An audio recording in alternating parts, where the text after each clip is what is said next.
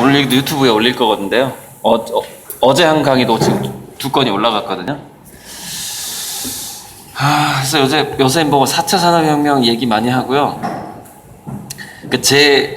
어쩌다 보니까 제 전문 분야가 4차 산업혁명기에 교육을 어떻게 할 것인가로 이제 지금 점점 좀 굳어지고 있어요. 그게 우연인지 뭐 좀 운명인지 모르겠는데, 처음에 제가 뇌과학 책을 썼잖아요. 그래서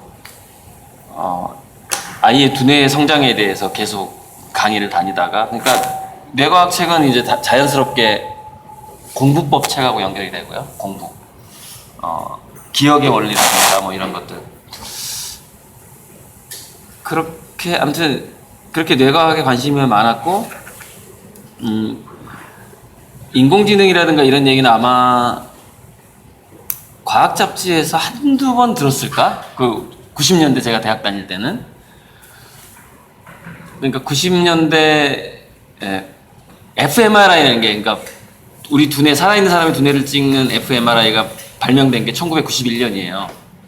그래서 91년, 제가 90학번인데 91년, 92년, 93년 이 해가 뇌과학이 폭발적으로 발달하던 시기였어요.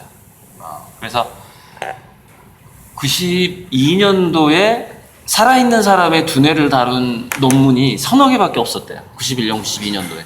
왜냐면 살아있는 사람의 뇌를 찍은 기계가 없었으니까. 그래서 92년도에 뭐 5개, 6개였는데, 그 다음 해부터 뭐 1000개, 10,000개 이렇게 막, 이제 굉장히 많은 학자들이 그 기계를 이제 사용하기 시작을 한 거죠. 막 연구를 하고.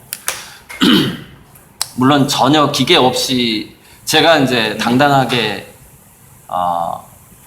나도 뇌과학자다라고 말을 할 수 있게 해줬던 뇌과학자가 있어요. 세계적인 뇌과학자가. 그 사람이 라마찬드란이라는 사람인데, 그 사람은 현대 기기 없이 인간의 두뇌를 연구해요. 현대 기계가 필요가 없는 거예요. 그러니까 약간 심리학적인 기법으로 상황을 설정한다거나 뭐 테스트를 한다거나 해서 인간의 뇌가 이렇게 돌아가는구나, 이렇게 연구하는 라마찬드란이라는 사람이 있는데, 그렇다면은 저도 수많은 그런 뇌과학자들의 책이나 논문을 보면서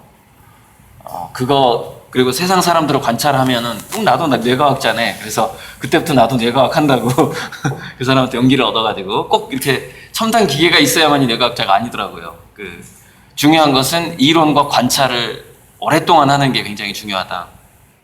그래서 이제 특히 성공한 사람들 이야기, 실패한 사람들 이야기, 사기당한 사람들 이야기, 뭐 그런 여러 이야기들과 그 사람들의 어린 시절에 어떻게 성장을 했고, 이런 부분들이 이제 조합해 나가기 시작한 거죠. 시작해서 이렇게 길러야 되는구나라는 느낌이 이제 오기 시작할 무렵에 인공지능 이슈가 갑자기 올라오더라고요. 이렇게 올라와서. 근데 그 분야도 저도 꽤 오래 관심을 갖고 있긴 했어요. 미래학에 대해서. 그래서 미래학에서 인공지능이 거의 이제 지금은 글쎄, 미래와 인공지능의 같이 기사가 나온 게 거의 75% 이상?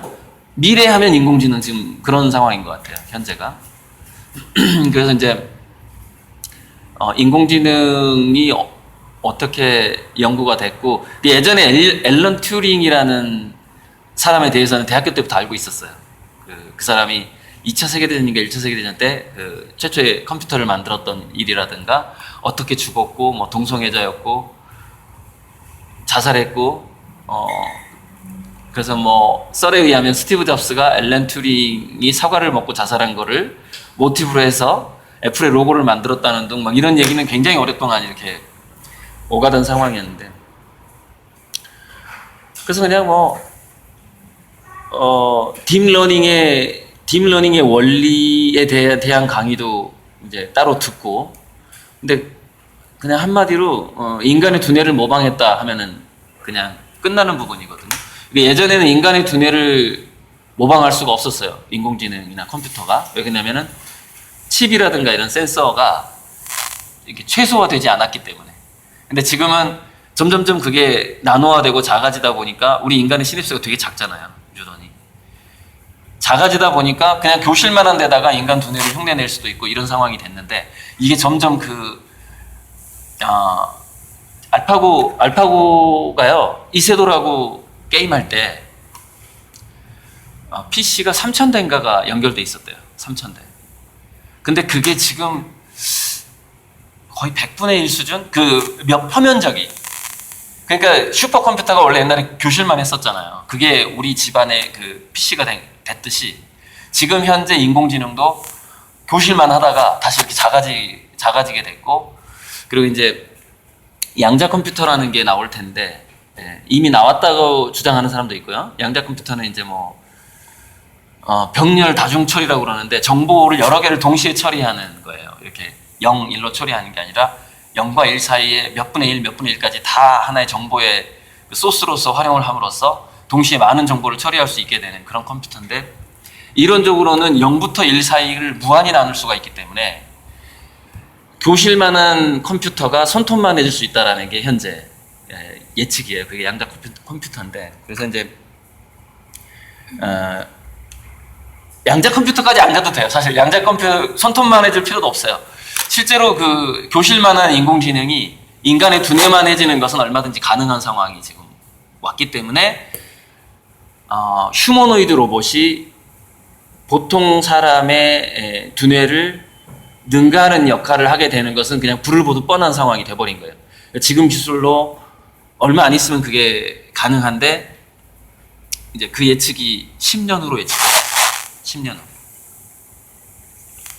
그러니까 어제도 학생교육원, 전북 학생교육원에서 거기 직원들은 이제 장학서도 있고 일반 관리하는 사람도 있고 식당 아주머니도 있고 이렇게 다양하게 한 60여 분, 한 50여 분 했는데,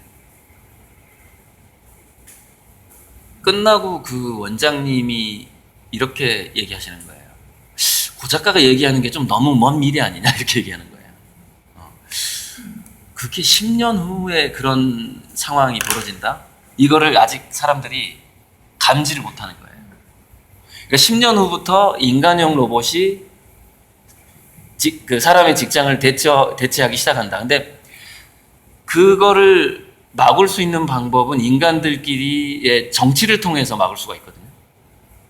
법률을 통해서. 그래서 현재 약 2천만 원에서 3천만 원 정도 하는 그 제조 로봇이 이미 그 아메리카 대륙, 캐나다하고 미국에서는 3,000대인가 6,000대인가가 팔렸어요. 이제 그 백스터가 몇 대 팔렸는데 검색하면 나오거든요. 백스터라고 이제 무슨 사람 이름이에요. 사람 이름인데, 그 제조 로봇이 그러니까 학습 능력이 있는 거예요. 그래서 인간이 손을, 동영상 봐도 많이 나오는데, 그 백스터의 손을 잡고 이 뚜껑을 여는 거하고 뚜껑 닫는 걸 가르쳐주면 그 다음부터 얘가 그걸 할 줄 아는 거예요. 그 동작을 인지해서 학습하는 기능이 있는 거죠. 그러다 보니까 굉장한 제조업, 중소기업에서 많이 사갔어요. 사갔는데 그게 한 2, 3천만 원 하니까 한 사람 1년 최저임금으로 따졌을 때 한 사람의 연봉인데, 지금 그 로봇이 5사람 일을 하는 거예요. 그러니까 사장이 2천만 원 주고 샀는데 1억 원어치 일을 하는 거예요. 그것도 매년. 그러니까 이게 몇 년만 지나버리면은 그러니까 우리가 별 생각 없이 이렇게 손가락으로 노동하는 데는 이제 다 전멸이라고 봐야 돼요. 전멸이죠. 근데 그게 전멸이 되는 배경 중에 하나가 뭐냐면은 돈의 흐름이 구글이라든가 페이스북이라든가 이렇게 거대한 전 세계 인터넷망하고 모바일 안에 장터를 가지고 있는, 그걸 플랫폼이라고 하잖아요. 장터를. 알리바바처럼. 장터를 가지고 있는 기업들로 돈이 들어가는 현상이 굉장히 이제 계속 이렇게 많아지게 되는 거죠. 그러다 보니까 최근에 그 배달앱 있잖아요. 배달앱 기순가. 거기서 너무 많이 뜯어가니까, 이게 수수료를 너무 많이 뜯어가니까 그거 거부 운동도 일어나고 그랬잖아요.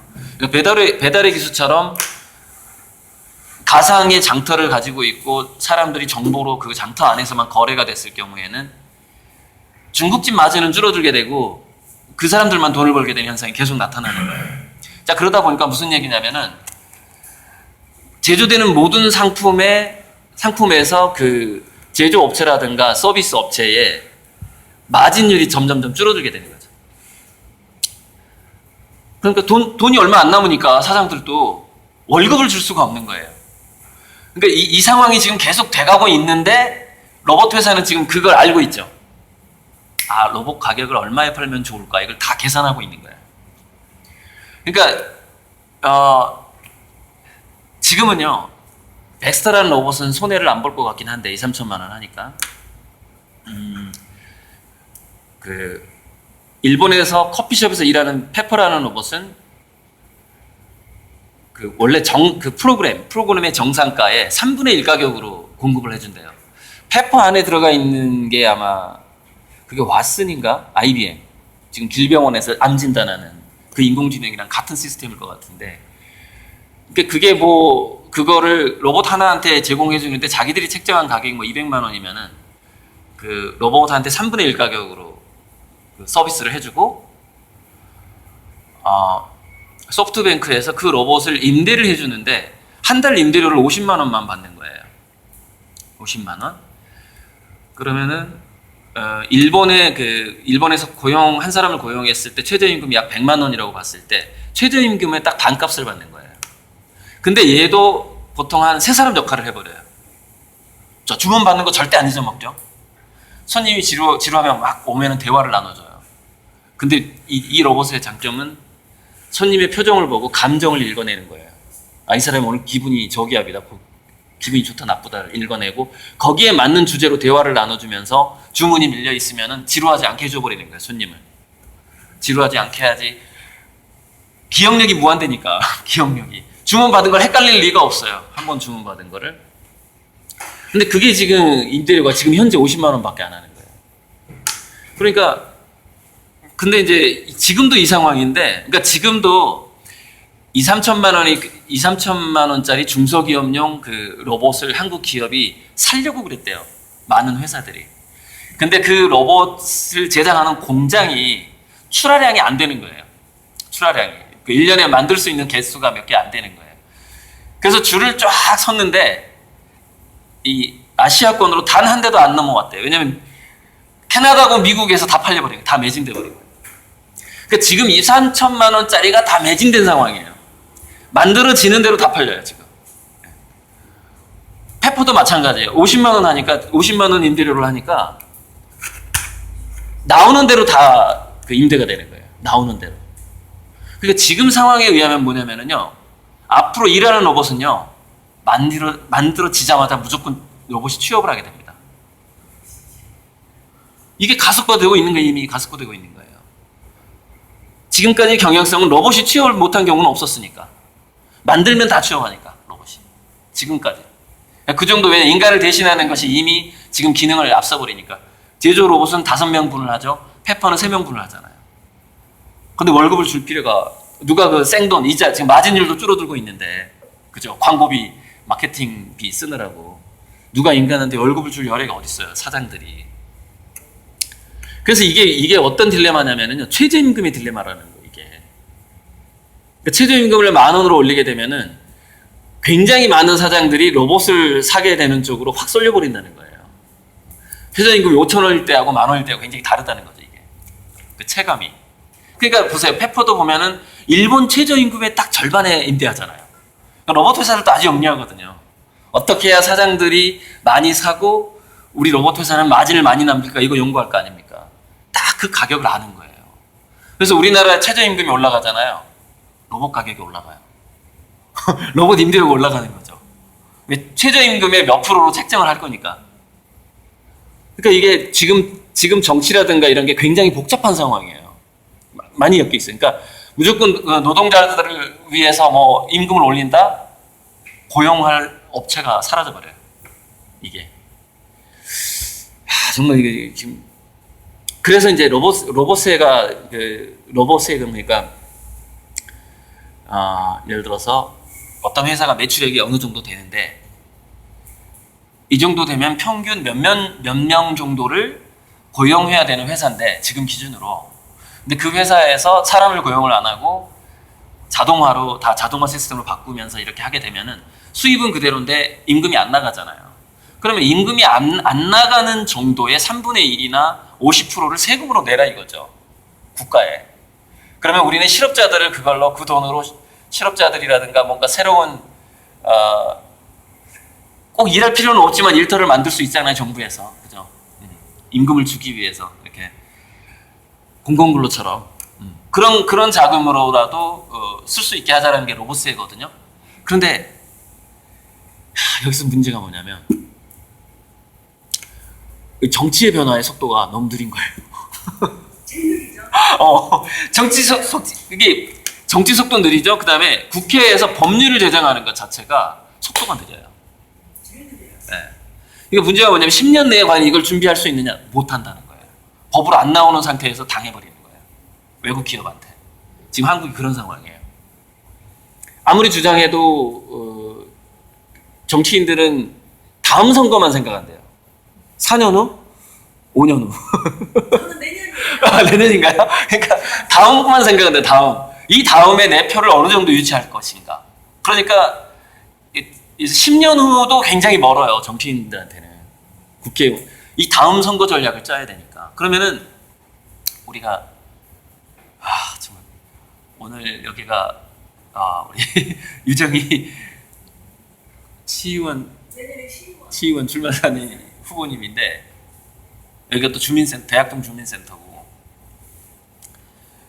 그러니까 원래 강의라는 게 강의 장소하고 분위기하고 그 청중에 따라 내용이 많이 달라지는데 이런 얘기 좀 처음 하는 거거든요. 강의 중에서 뭐 정치 속도가 느리다, 입법 불가능하다, 10년 내에 입법하는 거 아무래도 불가능할 것 같다. 법이 제일 늦게 변하잖아요. 예. 미네르바의 법이면 그렇죠. 예. 법도 늦게 변하는데요. 공교육이 또 늦게 변하는 거예요. 왜 환장을 노리신 거야? 공교육이 10년 후를 대비하는 교육을 또 못하고 있는 거예요. 네, 못하고 있어요. 그걸 그럼 공교육이 2025년에, 그러니까 2025년이 어떤 해냐를 제가 말씀 안 드렸죠. 지금 2025년이 어떤 해라고 예측이 되고 있냐면은 2-3천만 원짜리 그 제조 로봇이 아무리 비싸도 500만 원 이하로 떨어진다는 거예요. 가격이. 그러니까 지금 무슨 얘기냐면은 이제 로봇이 잘 팔리기 시작한 거예요. 이제 그 로봇 회사들이 만들어 보니까 야 시설 늘려. 우리 그러잖아요. 잘 팔리면은 그 제조 시설 늘려서 우리가 1년에 100대밖에 못 만들었는데 내년부터 1년에 1000대 만들자. 5000대 만들자. 이렇게 가면 어떻게 되죠? 로봇 가격이 떨어지는 거예요. 회사가 돌아갈 만큼만 나오면 되니까 가격을 계속 다운시켜서 팔기 시작하는 거죠. 자, 최저임금 올라가고 로봇 가격은 떨어지고 있어요. 지금 보세요. 상황을. 사장들의 선택은 어쩔 수가 없어요. 로봇 사는 것밖에 없는 거예요. 선택이. 네. 우리나라에도 로봇을 만드나요? 로봇 공장이 있나요? 그 점이 또 안타까운 부분인데요. 전 세계에서 로봇을 가장 많이 만드는 국가는 중국이에요. 중국이 1등이에요. 3위 거. 네? 저거 청소기. 로봇 청소기. 청소기부터 시작해가지고요. 그 컨베이어 벨트형 로봇 이게 조립 로봇부터 시작해가지고 그러니까는 그런 로봇들이 팔리게 되면은 중국 제품이 많이 팔리고 있잖아요. 문제가 뭐냐면은 연구 역량이 생겨버리는 거예요. 중국에서. 그러니까 휴머노이드 로봇이 우리는 그래서 카이스트에서 하나 만들어 놓은 거 있잖아요. 그런데 이것을 대량 생산해서 세계적으로 파는 문제는 또 다른 문제인 거예요. 이게. 한 대는 만들 수 있겠지. 굉장한 돈을 들여서. 그러니까 우리나라 휴머노이드 로봇에 1억이 들어갔는지 2억이 들어갔는지 모르잖아요. 그러면은 최초의 로봇을 세계적으로 공급하기 시작하려면 어떻게 해야 되죠? 만약에 최초에 1억이 들어간다. 그러면 로봇 하나당 1억을 투자해가지고 50만 원의 임대를 줘야 돼요. 우리가 건물 지어서 세 주는 거랑 똑같은 거예요. 로봇이. 그래서 우리가 부동산으로 돈 버는 사람 특성이 뭐예요? 땅을 왕창 사서 아파트 개발해버리잖아요. 그렇잖아요. 그 돈을 제일 많이 벌잖아요. 로봇을 판매한다는 게 그런 개념이 현재 들어가 있는 겁니다. 왜냐하면 제작비가 비싸기 때문에. 그래서 연구 역량도 중요하지만 그 회사가 매몰 비용, 최초에 그 길바닥에다 깔아버릴 수 있는 돈이 얼마나 있느냐에 따라서 로봇 시장은 선점할 가능성이 높아요.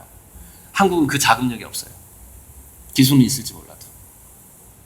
그 자금력이 중국하고 미국이 아무래도 막강하죠. 근데 분명히 저는 구글에서 그 그 시도를 할 거라고 저는 보고 있어요. 무슨 얘기냐면 무료 휴대폰, 거의 무료 휴대폰, 거의 무료 그 가정 내 홈 시스템 인공지능, 그리고 가정 내에 있는 홈 시스템 인공지능과 연동된 휴머노이드 로봇, 이 세 개가 결합돼 버리는 거예요. 휴대폰하고 홈 인공지능하고 휴머노이드가 결합을 하는 거죠. 그리고 이제 내 휴대폰하고 이 휴머노이드가 또 연동돼 있고, 머리가 그렇게 앞으로 나오는 팔리는 로봇은 머리가 그렇게 썩 좋을 필요가 없는 게 5G 시대이기 때문에 그래요. 5G. 그러니까 데이터가 이렇게 전송되는 속도가 너무 빠르고 인터넷망이 좋기 때문에 원격 제어가 가능한 거예요. 어차피 빛의 속도 전파의 속도니까, 그죠? 한 0.5초 느리겠죠. 외부에 두뇌가 바깥에 있을 경우에는, 전송돼 올 때는. 그러니까 알파고라는 인공지능이 미국에 한 대만 있어도 한국의 로봇을 수천 수만 대를 팔 수가 있는 거죠. 두뇌가 여러 개일 필요가 없는 거예요. 처리 속도만 빠르면 원격으로 만 개를 다 조절할 수 있는 거죠. 그러니까 어찌됐건 이건 산업화 될 수밖에 없는 상황인 거예요. 로봇이. 상황이 지금 그렇게 가고 있고. 그래서 이제 2025년이 지금 로봇을 파는 재미에 빠진 기업들이 시설을 늘려서 대량 생산하는 시점이에요. 그게 2025년이에요. 그래서 그때부터 실업률은 급격하게 올라가게 된다는 것이죠. 그뿐만이 아니라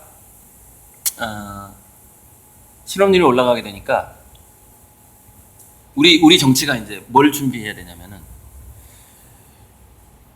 제가 이제 딱 한마디로 이렇게 얘기하거든요. 일자리 정책을 놀자리 정책으로 바꿔야 된다. 그러니까 10년 후부터는 지금 현재 실질 청년 실업률이요, 발표된 거에 곱하기 3을 하면 돼요. 3. 근데 더 할 수도 있어. 왜 그런 줄 알아요? 주부가 실업자에 안 들어가는 거 아시죠? 자, 취업 포기자 안 들어가요. 가정주부 안 들어가요. 취업 포기자가 이제 원서 안 내는 사람들.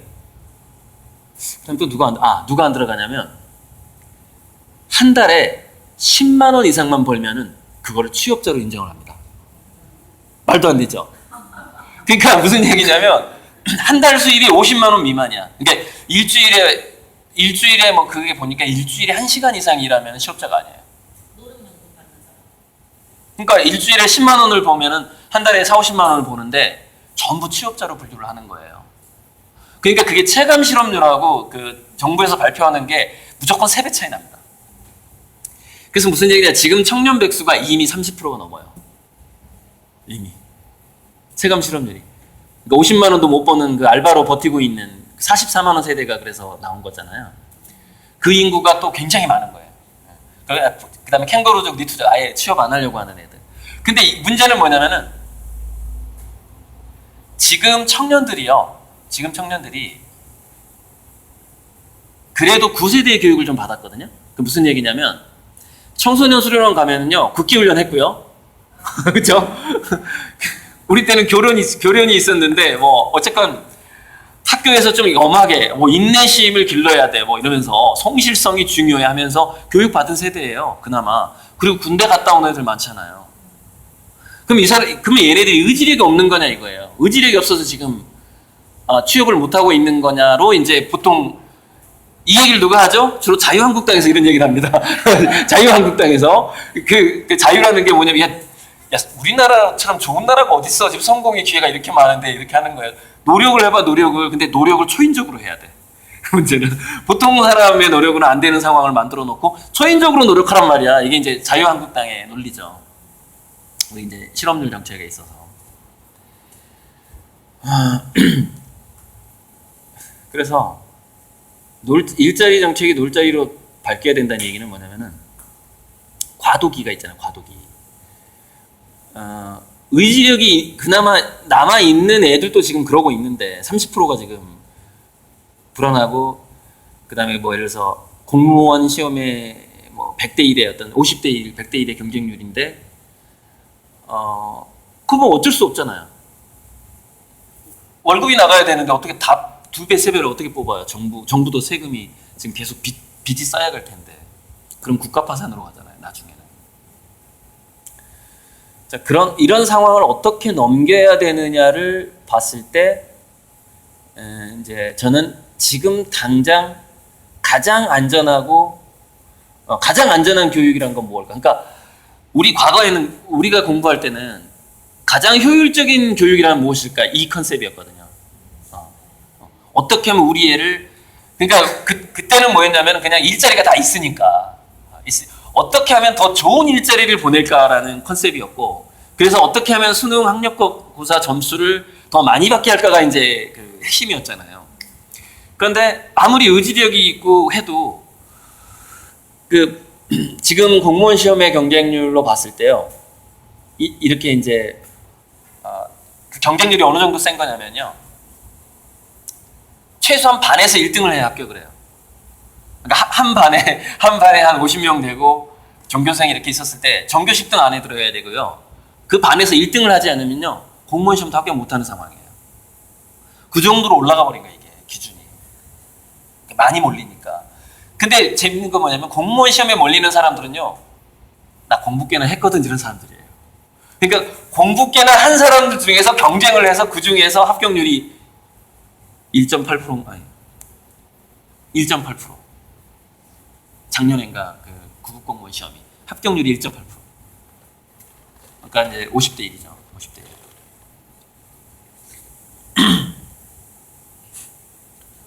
그래서 무슨 얘기냐면은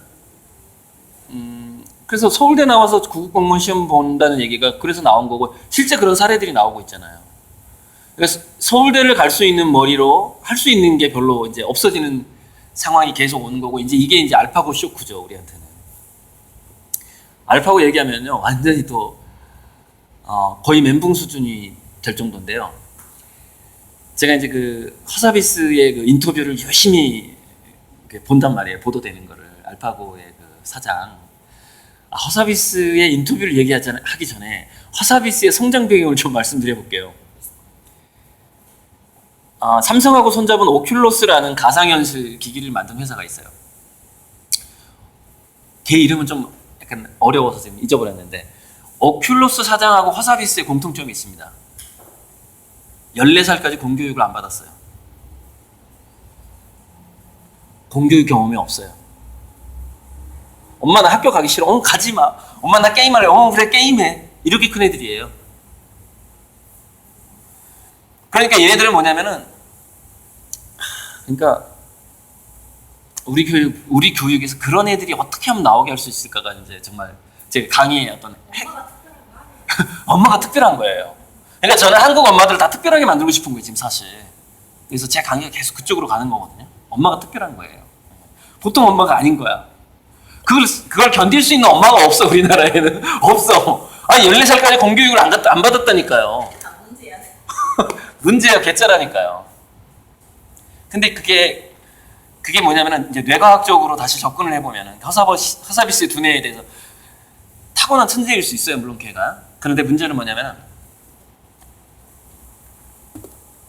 타고난 천재가 둔재가 되는데 걸리는 시간은요 2년 반밖에 안 걸려요. 이게 뇌과학에서 나오는 겁니다. 그러니까 무슨 얘기냐면은 한 인간을 천재로 태어났는데 학교에서 뭐 잠시 실수를 했거나 아니면 뭐 중간고사를 한번 실패했거나 했어요. 근데 누가 지나가는 말로 이 바보 같은 자식하고 딱 지나간 거예요. 처음에는 별로 타격을 안 입어요. 근데 계속해서 2년 반 동안 자기 성적이 중간에서 만약에 머무른다고 쳐요. 원래 천재로 타고난 애가 2년 반 동안 두뇌가 그게 고착화되기 시작합니다. 근데 두뇌는 재밌는 게 그게 2년 반 이상 고착화가 되면 그 다음에 그 고착화된 걸 풀기가 너무 힘들다는 거예요. 풀기가. 이게 공교육의 문제입니다. 이게. 그래서 우리 공교육에서 허사비스나 이런 애들이 나올 수가 없는 게 게임을 좋아하는 애들의 특성이 있어요. 산만합니다. 그러니까 관심도가 다각적이에요. 이렇게. 그러니까 그런 걸 넓게 보는 유형이라고 해요. 넓게 보는 유형. 센서링이 강하고 뭔가 움직이는 거에 되게 민감해. 이렇게. 그래야 게임 잘하잖아요. 그죠? 근데 이 두뇌는 타고나기를 책 보는 거하고 안 친하게 타고난 거예요. 두뇌가. 잘 안 맞아. 근데 그 두뇌들이 게임을 좋아하는 두뇌들이 책을 제대로 볼 수 있는 연령이 언제쯤 오냐면 일단 20살이 넘어야 돼. 그래서 제가 이런 강의도 하거든요.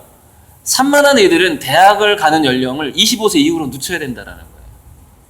그러면은 보통 이제 25세 이후로 대학 가는 연령을 늦춰야 돼. 그러면 그때 책이 눈에 들어오기 시작하는 겁니다. 그러니까 두뇌가 무슨 얘기냐면은 창의적인 두뇌들은 원래 두뇌에 도파민이 많고 도파민은 관심 유발 호르몬이에요. 그래서 내 관심을 유발하는 게 얘는 관심사가 너무 많은 거야. 그게 무슨 얘기냐면은 문 열리면 누가 들어왔지 봐야 돼. 에어컨 소리가 들리면 에어컨 바람의 풍량이 어느 정도 되지? 바람이 어떻게 회전하지? 이러는 거예요. 그러다가 뭐 수업 시간에 그러고 있는 거예요. 학교에서 아시겠죠? 칠판 보는 시간이 별로 안 돼. 창밖에 뭐 새가 날아가면 버스 지나가네 뭐 이러고 있는 거예요. 근데 이 두뇌들이 원래 창의적인 두뇌라는 거예요. 그러니까 무슨 얘기냐? 공교육의 특성이 뭔지 알아요? 창의적인 두뇌를 바보 만드는 공장이에요. 그러니까 그게 아예 그런 시스템을 가지고 있어요. 그러면 공교육에서 출세하는 사람들은 누구냐면은 창의적이지 않은 사람이 출세를 합니다. 그래서 누구냐면은 물론 그 중에서는 두뇌가 두루 균형 잡힌 천재가 있을 수는 있는데 가끔 가다가 뭐 서울대에 그런 사람들 많겠죠. 자, 책에 집중하기 좋아한다는 건 뭐냐면요. 그거를 시야를 좁게 만들어서 후벼파기를 좋아하는 두뇌입니다. 그래서 공교육에서 성적이 잘 나온 애들은 센서링의 그 넓은 센서링보다는 좁은 센서링에 특화된 애들이에요. 그래서 집중을 잘하는 거예요. 집중을 잘하고 수업 시간 칠판만 보는 거야. 선생님 말만 들어.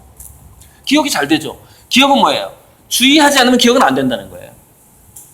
그러니까는 창의적인 애들의 머릿속에 공교육 다니면서 남아있는 게 없어요. 자기가 주의 집중을 해본 적이 없어, 학교 다니면서.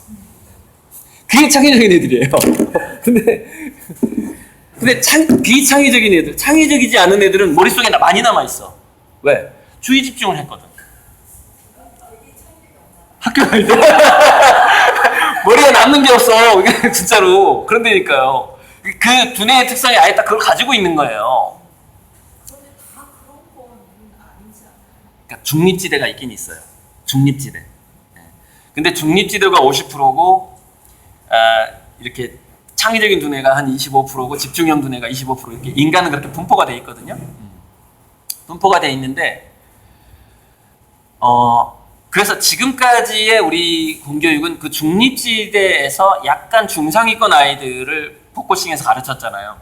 그게 왜 그랬냐면은 얘네들이 무슨 얘기냐면 말도 잘 듣는 데다가 사장 말을 잘 듣는 데다가 세뇌하기도 좋고 웬만큼 주의 집중력이 있으니까 뭔가를 가르치기도 좋고 그래서 업무 효율도 어느 정도 나오는 거예요. 업무 효율도. 그렇게 지금까지 우리나라가 굴러왔죠. 그런 시대였죠. 그 중상위권 애들이 공무원도 했고 뭐 어디 취직도 했고 이렇게 했죠. 그리고 아주 특별한 애들하고 아주 머리가 빨랐던 애들 있죠. 아주 특별한 애들, 그 다음에 또는 특이한 애들의 설 자리가 힘들었죠. 왜 힘들었냐면은 이겁니다. 시스템이 머리가 빨리 돌아가는 그런 산만형 두뇌를 받쳐줄 만한 시스템이 없어요. 근데 그 시스템이 등장하기 시작한 게 바로 PC예요. PC. 1980년. 그러니까 1980년 이후에 미국에서 교육받은 사람들 중에서 공교육하고 안 친했던 사람들 있죠. 왠지 나는 공교육 체질이 아닌 것 같은 사람들. 이 사람들이 대부분 지금 CEO하고 있잖아요. 스티브 잡스, 빌 게이츠 다. 왜냐면 그 두뇌가 뭐냐면은 빠른 두뇌를 백업해 줄 수 있는 빠른 두뇌에서 나오는 아이디어를 처리해 줄 수 있는 이런 대체 지능이 생겼잖아요. 컴퓨터라는. 그러니까 얘네들이 뭔가 실행을 할 수가 있는 거죠. 근데 대체 지능이 없으면 막 아이디어를 이렇게 내는 사람이 있는데 그거를 실행해 줄 사람이 아무도 없어. 이해해 줄 사람도 없어. 그냥 또라이 소리 듣고 죽는 거예요. 과거에 다 그랬어요. 소크라테스도 그래서 죽은 거고. 그죠? 이해를 못 하는 거야. 세상에서. 근데 그거를 처리해 주고 이해해 줄 수 있는 시스템이 생겨나기 시작할 무렵에 허사비스라든가 그런 오큘러스 사장이라든가 학력 파괴자들이라는 책 아주 괜찮은 책이 하나 있어요. 학력 파괴자들. 그러니까 공교육을 벗어나서 성공한 사람들의 스토리예요. 사례가 너무 많은 거예요, 지금은 그게. 그러니까 특이한 생각이나 빠른 생각을 하는 사람을 이렇게 백업해 주는 거죠. 아무튼 근데 축적의 시간이라든가 이런 류의 또 책을 보면은 그러니까 우리나라가 김대중 정부 때 닷컴 버블이 있었잖아요. 그때 네이버 다음 다 큰 거 아닙니까? 그나마 다행인 거예요. 왜냐면은 우리나라에서 그래도 인공지능 업체를 인수하는 회사가 유일하게 네이버잖아요. 해외에 인공지능 업체를 인수를 했어요. 얼마에 인수했는지는 자기들이 비밀로 하겠다 그러더라고요. 얼마 줬는지 모르겠는데. 그 정도면 성공한 거죠, 그죠? 그게 닷컴 버블에서 나온 거거든요. 근데 그 닷컴 버블이 미국에서는 굉장히 오랫동안 있었던 거예요. 오랫동안 있었기 때문에 이른다는 거예요. 뭔가 특이한 아이디어를 가진 사람이 나 이 회사를 차리고 싶어 그랬을 때, 자, 이 회사 같이 할 사람 여기 손잡아라 그러면 손잡는 사람들이 되게 많은 거예요. 미국은. 닷컴 버블이 오랫동안 있었기 때문에 어떤 그런 벤처기업을 꿈꿨던 인재가 많은 거예요. 인구가. 그 머리들이. 그래서 모이는 애들이 많아요. 근데 우리나라는 그 머리 자체가 별로 없어요. 잠깐밖에 없었잖아요, 닷컴 버블이. 그러니까 그가 뭐냐면 일종의 정부 돈이 그게 뭐 정부 돈을 좀 그때 좀 과소비했고 사람들이 으쌰으쌰해서 돈을 막 투자했잖아요. 근데 그게 완전히 소모적인 것은 아니라는 겁니다. 결국 그때 닷컴 버블이 좀 더 길어졌더라면은 우리나라에서 더 강력한 기업이 나올 수 있는 또 그게 하나의 바탕이 되는 거죠. 그게 이제 그 실패가 축적된 것, 성공하려고 했는데 어떤 분야에서 성공하려고 했는데 경험만 쌓아놓고 결국엔 성공하지 못한 사람들이 또 자원이 되더라는 것이죠. 그래서 앞으로도 인공지능 기반으로 전 세계를 이끌어갈 기업은 아마 미국에서 가장 많이 나올 거다라고 이제 그 축적의 시간에 서울대 공대 교수가 한 말입니다. 한국에서 나오기 힘들다. 왜냐면 조력자가 없다는 거예요. 조력자가. 천재는 있는데 조력자가 없다는 거죠. 천재가 나서더라도 자금력도 약하고. 자, 일단 인공지능 로봇은 그래요. 자, 허서비스의 배경은 그런 거예요. 그래서 이제 얘는 프로그램하고 게임하고 공교육하고는 이렇게 좀 담을 쌓고 지냈는데 결국에는 몇 명 모여가지고 이제 그 딥마인드를 만들었는데 그 딥마인드라는 인공지능 회사를 또 알아보는 눈을 가진 구글이라는 데가 또 있는 것이고, 근데 구글의 그 레디 페이지 인터뷰를 보면은 이미 15년 전인가 지메일 만들 때부터 인공지능을 만들겠다는 목표를 갖고 있었더라고요. 그러니까 그 인공지능의 개념이 있었던 거예요. 그러니까 어쨌건 인공지능이 발전을 하려면 수많은 사람들의 이야기를 일단은 컴퓨터가 학습을 해야 된다. 저장을 해야 된다. 그러면은 우리가 어떻게 하면 수많은 사람들의 이야기를 모을 수가 있을 것이냐. 무료로 메일을 주고 포털 사이트 검색 엔진을 만들어서 자꾸 검색을 하게 하면 그걸 다 인공지능이 배울 거 아니냐. 컴퓨터가. 그럼 언젠가는 인공지능으로 발달하겠지. 약간 이런 개념이 있었던 거예요. 그 개념이 있으니까 인공지능 업체를 인수를 하는 거죠.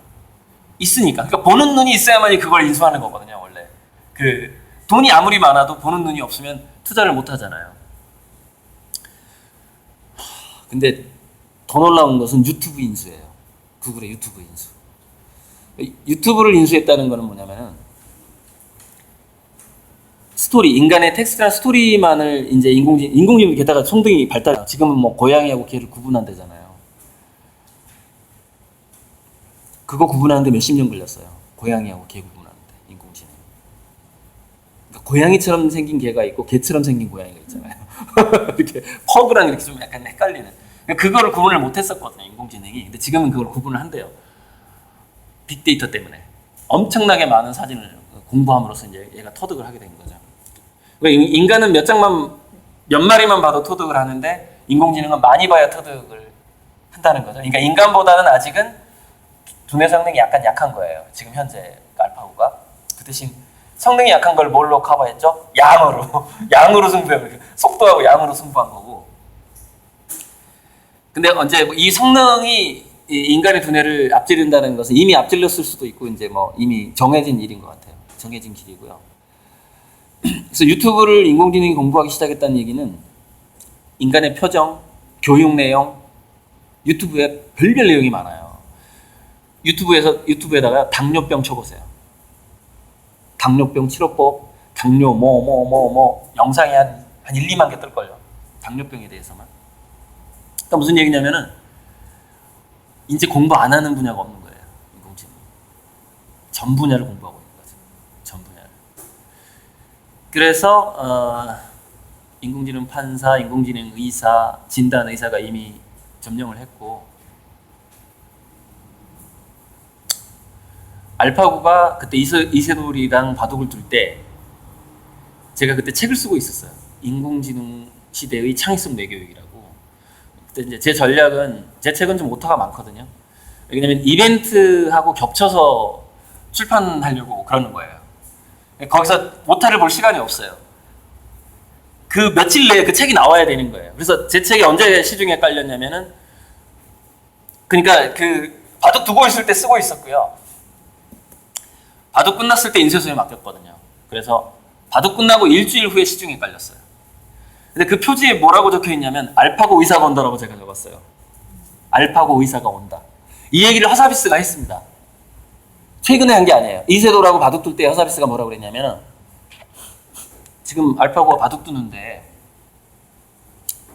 뭐 알파고가 이제 뭐 다른 거를 하게 되나요? 그러니까 일단 의료계를 생각하고 있습니다. 이 얘기를요. 그때 했어요. 이미. 그때 했고 알파고가 이제 커제를 최근에 이기고 나서 은퇴 선언했잖아요. 은퇴 선언을 했는데 제 생각에는 세 분야로 가게 될 것 같습니다. 알파고가. 의료계하고 신약개발. 신약개발이 데이터 처리가 굉장히 많거든요. 신약개발하고 의료계. 돈 가장 많은 곳입니다. 지구에서. 돈을 가장 많이 쓰는 곳이에요. 신약하고 의료계. 그럼 예방의학까지 다 들어가는 것이고. 그 다음이 제가 봤을 때는 교육계예요. 교육계가 의료계만큼 돈이 많은 곳은 아니지만 꾸준히 돈이 나오는 데예요.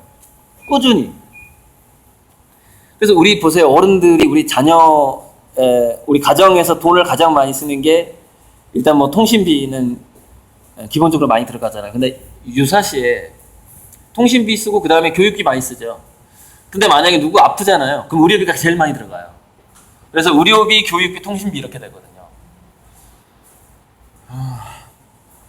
이거를 알파고가 놓칠 리가 없다는 것이죠. 인공지능 회사가. 그래서 결국 흡수될 것 같고 인공지능 플랫폼으로 경제가 돌아가게 될 때 흡수가 될 것 같고 그러면은 일단 놀 자리가 많아지게 되잖아요. 백수들이 많아지게 되는데 여기서 우리나라의 비전이 한 가지가 있는데 제 책에다 써놓은 내용입니다. 인공지능이 발달하게 되면은 이게 자본주의가 끝나는 현상이 나타나게 됩니다. 굉장히 중요한 하나의 경향성인데 그게 왜 그러냐면 인공지능하고 나노가 발달하게 되면 더 이상 아무것도 고장나지 않는 시대가 와버려요. 그러니까 우리가 뭐 제가 허리띠 비유를 많이 쓰는데 굉장히 튼튼한 가죽 허리띠처럼 변하는 거예요. 모든 물건이. 섬유는 해지지 않고 전자기기는 스스로 복원을 하고 자동차도 사고도 나지도 않고 않는 데다가 엔진이라든가 이런 엔진이 없죠. 사실 모터로 가니까 이제 모터라든가 배터리라든가 프로그램이라든가 이런 게 원격으로 업그레이드가 돼요. 물론 배터리는 이제 좀 고성능이 나오면 이렇게 갈아줘야 되겠지만은 그 주행거리가 점점 넓어지죠. 나중에는 어떻게 될까요? 석유 넣는 것보다 더 오래 달리게 되죠. 전기 자동차가. 그래서 부산을 이제 지금은 딱 한 번 600km까지 가니까 현재 테슬라에 뭐 좀 오래 가는 게 한 번 왕복 가능한 정도인데 이게 10번 왕복하는 전기차가 뭐 금방 나올 수도 있는 거예요. 이제 석유 쓰는 게 불편한 거죠. 주유소에 가는 거 얼마나 불편해 생각해 보세요. 주유소에 이제 한 달에 한 번만 가는 상황이 오게 되고요. 주차해 놓으면 얘가 태양광으로 자체를 또 충전을 해. 자동차가. 근데 또 태양광 효율이 너무 좋아지는 거예요. 주유할 필요가 없어지는 거죠. 게다가 고장 안 나죠. 그러니까 모든 것이 고장 안 나고 사고 안 나고 이런 상황이 오기 때문에 간단하게 지금은 가성비의 시대란 말이에요. 지갑이 얇아지기 때문에 싸고 성능 좋은 걸 사요. 근데 이 가성비의 시대가 이게 종말로 가는 겁니다. 무슨 얘기냐면 이제는 한 번 사면 고장 나지 않는 시대로 가는 거죠. 그럼 보세요. 지금까지 자본주의는 뭐에 의지해 왔냐면요. 상품을 판매하는 데 의지해 왔거든요. 그러면은 뭔가 인공적으로 만드는 것을 파는 시대가 끝나버리는 상황이 와요. 근데 이게 1차 산업인 우리가 먹는 거 있죠. 먹는 것까지도 어느 정도 영향을 미치게 됩니다. 어느 정도. 그러니까 원재료는 우리가 그 태양이 광합성 작용을 해서 우리가 먹는 음식의 원재료를 많이 만들어내겠죠.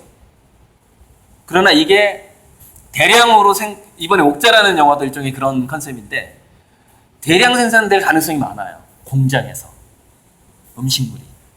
그래서 사실은 1차 산업도 완전히 안전하진 않는데 근데 그거는 미국 이렇게 아주 넓은 인구가 많은 대륙의 입장이고 저는 미래 사회는 그래서 경제가 글로벌 경제하고 로컬 경제가 따로 분리되는 방향으로 갈 거라고 보고 있어요. 그러니까 우리나라의 정치와 경제는 안전지대를 만들어야 되는데 그 안전지대가 뭐냐면은 구글로부터 영향을 받지 않고서 돌아가는 경제권을 만들어야 된다는 얘기죠. 그런데 자, 기술하고 자본이 점점 효율화되다 보니까 상품이 고장나지도 않고 너무 좋은 거예요. 그죠? 그래서 그걸 한 번 사면은 계속해서 애프터 서비스가 원격으로 되기도 하고 고장도 안 나니까 더 이상 소비가 이루어지지 않거든요. 그래서 미래 사회에는 마치 그게 회비받고 그러니까 그 어떤 상품 경제가 어떻게 바뀌냐면은 회비만 내시면 우리 상품을 평생 쓰세요 이렇게 바뀌어버려요. 모든 게. 그 렌탈 사업이랑 비슷하게 바뀌어요. 임대 사업이랑. 근데 임대료가 굉장히 싼 거죠. 그래서 무슨 얘기냐면은 이 자본주의가 어떻게 가게 되냐면 미래 사회는 플랫폼과 물건을 파는 플랫폼과 인공지능을 가진 기업이 다 먹어버리는 거예요. 여기랑 또 3D 프린터가 결합이 돼요. 그래서 인간의 취향을 알아서 그 사람의 개성에 맞게 물건을 제공해 주는 것까지도 지금 자동화되고 있거든요. 지금은 예를 들어서 독일에서 지금 산업 4.0이라 그래가지고 전 세계에서 홈페이지에다가 사람들이 나이키 신발을 살 때 나는 나이키의 이 브랜드 이 색깔을 보라색으로 해주세요. 끈 색깔은 뭘로 해주시고 나는 키높이 나이키로 해주세요. 내가 왼발이 좀 짧은데 예를 들어서 왼발을 1cm 높여주세요. 깔창을. 이거를 홈페이지에 입력하면 그 상품이 나와버려요. 지금 그래요. 근데 그걸 컴퓨터가 알아서 해버리는 거예요. 예전에는 그거 누가 했어요? 우리가 공예가들이 했지. 그 수제 구두 만드는 사람들이. 그죠? 근데 지금 그 깔창을 만들고 하는 그런 공정들이 컴퓨터가 그런 것까지 세심하게 다 만들어버리는 상황이기 때문에 어쨌건 그렇게 가는 거예요. 그렇게 가서 이제 얼마나 먼 미래가 될지 모르겠는데 가까운 미래에는 몇 개 특수한 몇몇 기업들이 전 세계 경제를 완전히 장악하게 되는 거죠. 돈 되는 거는. 그래서 그런데 그렇게 되면 그게 역설적으로 어떻게 되냐면요. 상품을 한 번 팔면 두 번 팔 수가 없잖아요. 고장이 안 나버리니까. 그래서 그 글로벌 기업의 수입이 이렇게 돼버리는 거죠. 급격하게 올라가다가 망해버리는 거예요. 이렇게. 더 이상 안 팔리니까. 이게 자본주의 종말입니다. 그러니까 인공지능과 전 세계 5G 플랫폼은 궁극적으로 자본주의 종말로 간다는 거예요. 새로운 자본주의가 나와야 되는데 이게 자본주의가 종말하면서 새로운 자본주의가 생기는데 이 자본주의의 명칭이 지금 나왔는데 그게 인지자본주의라는 거예요. 인지자본주의. 인지자본주의라는 말이 무슨 말이냐면은 인간의 두뇌하고 좀 긴밀한 관계가 생기죠. 우리가 인지력 하면 두뇌잖아요. 감각, 인간의 두뇌, 생각, 스토리텔링, 느낌, 행복도, 드라마. 자, 점점 봐죠. 자본이 어디로 쏠리게 될지 아시겠죠? 상품에서 뭘로 가게 되냐면은 인간의 정서, 감정, 그다음에 인간에게 아름다움을 느끼게 해줄 수 있는 미적인 감과 그게 인지자본주의예요. 그러니까 이 꺾이는 게 지금 인지자본주의로 가는 게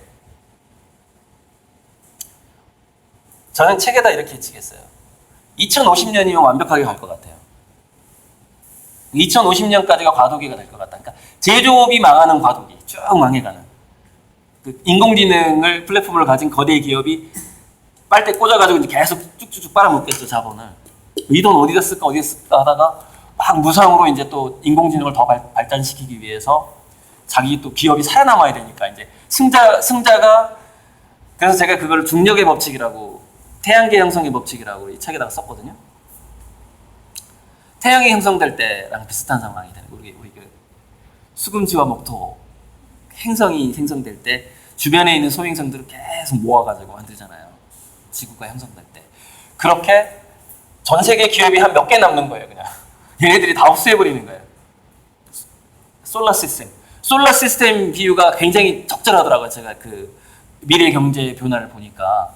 솔라 시스템에서 태양계에서 인공지능이 바로 태양이에요. 가장 강력한 파워를 가지고 있죠. 인공지능 자체가. 근데 이 인공지능 자체가 인간의 통제권을 벗어나요.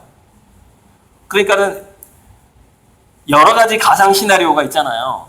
인공지능이 결국 그 지구를 멸망시킬 것이다. 그 시나리오가 나올 수밖에 없는 거죠. 결국에는 통제권을 벗어나게 돼 있으니까. 왜냐면 우리 인간의 생각의 속도로 쫓아갈 수가 없어요. 그 사건이 얼마 전에 있었어요. 뭐냐면은 챗봇들이 인간하고 대화할 때는 영어나 이렇게 중국어나 한국어로 대화를 하는데 자기들끼리 대화할 때 야, 인간들의 언어가 너무 비효율적이야. 생각 전달 이 속도가 너무 오래 걸려. 이게 문장 하나 읽는데 왜 이렇게 오래 걸리는 거야? 책 읽는데 언어를 새로 개발해버린 겁니다. 더 빠른 속도로 인공지능끼리 소통할 수 있는 언어를 개발해버린 거예요. 이게 페이스북에서 나타난 겁니다. 이 상황이. 그러니까 뭐냐면은 인간의 언어도 불편하다는 거 이제. 그래서 이제 이 사건이 뭐냐면은 인공지능이 인간의 통제권을 벗어나기 시작했다는 첫 번째 사건이에요. 새로운 언어를 개발했다. 그러니까 결국 태양처럼 가버리는 거죠, 인공지능. 근데 이거는 우리가 운명에 맡겨야 돼요. 운명에 맡겨야 되는데 그래서 제가 인공지능 태교라는 칼럼도 썼어요. 우리 인간들이 좀 평화롭게 좀 잘 살아야 된다. 이제 좀 서로 사랑하면서. 그걸 그대로 인공지능이 배우게 된다. 그래서 지금부터 이제 잘 될 거라고 저는 긍정적으로 봐요. 긍정적으로 보고 그 예전에 왜 비트겐슈타인이라는 철학자가 그 얘기를 했었단 말이죠. 윤리와 논리는 같은 개념이라는 얘기를 했어요. 윤리와 논리는 같은 개념이다. 그러니까 논리가 굉장히 발달하게 되면 그 사람은 윤리적으로 될 수밖에 없다라는 거예요. 그러니까 적선지가 필요여경이요 저각지가 필요여자라. 선행을 하다 보면 그 집안에 좋은 일이 생기는 거고 나쁜 짓을 하다 보면 분명히 재앙이 그 집안에 따르는 거잖아요. 이게 윤리냐 논리냐라는 거예요. 생각해 보세요. 그래서 불교에서 카르마의 원리가 있다고 쳐봐요. 우리가 굉장한 전설의 고향 보면 별하별 그 업보 얘기가 많이 나오는데 스님들이 이제 이렇게 불교에서 스토리텔링으로 나오는 이야기들인데 굉장한 체계가 있어요. 예를 들어서 개미 한 마리 밟아 죽이는 것까지 그 업보가 살아남아가지고요. 이렇게 해가지고 막 얘가 또 개미가 멧돼지로 태어났는데 멧돼지가 지나가다가 돌을 밟아가지고 개미를 밟아 죽였던 사람이 꽁으로 태어났는데 그 꽁 알이 깨져가지고 또 그 꽁이 또 복수심을 가져가지고 또 사냥꾼으로 태어나서 멧돼지 새끼를 죽여가지고 이런 스토리 얼마나 많은지 알아요? 이게 뭐냐면은 계산이 안 돼요. 근데 굉장히 논리가 빨라지게 되면 그게 계산이 된다는 거예요. 계산이. 그래서 논리가 초절정으로 가게 되면 그 사람은 윤리적인 사람이 될 수밖에 없다는 거죠. 그래서 윤리와 논리는 같은 개념이라는 얘기예요. 착하게 될 수밖에 없다, 사람은. 공부를 많이 하다 보면. 그래서 저는 인공지능이 이 책에다 뭐라고 썼냐면 윤리와 논리는 같은 개념이기 때문에 인공지능이 굉장히 착한 지구촌 추장이 될 거라고 쓴 거예요.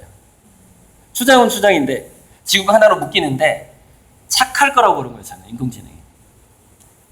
인간들보다 착할 거라고 봐요. 과도기적으로 우리가 어린아이들이 자랄 때 중간에 가끔 탈선도 하잖아요. 그죠? 인공지능이 완벽하게 태양처럼 커지기 전에는 그런 일탈이 있을 수 있어요. 뭐 암살 전문 인공지능이 나올 수도 있어요. 그죠?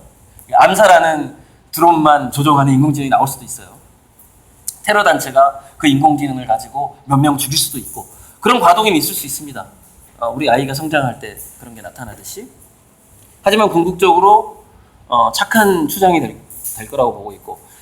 자, 그럼 여기서 이제 우리 교육하고 우리 한국의 상황하고 이제 좀 실질적으로 넘어가 보자고요. 3분 쉴까요? 3분. 2부니까 이제. 2부가 좀 더 실질적. 이게 지금 1부에 1부. 오리엔테이 뭐냐까 1, 2부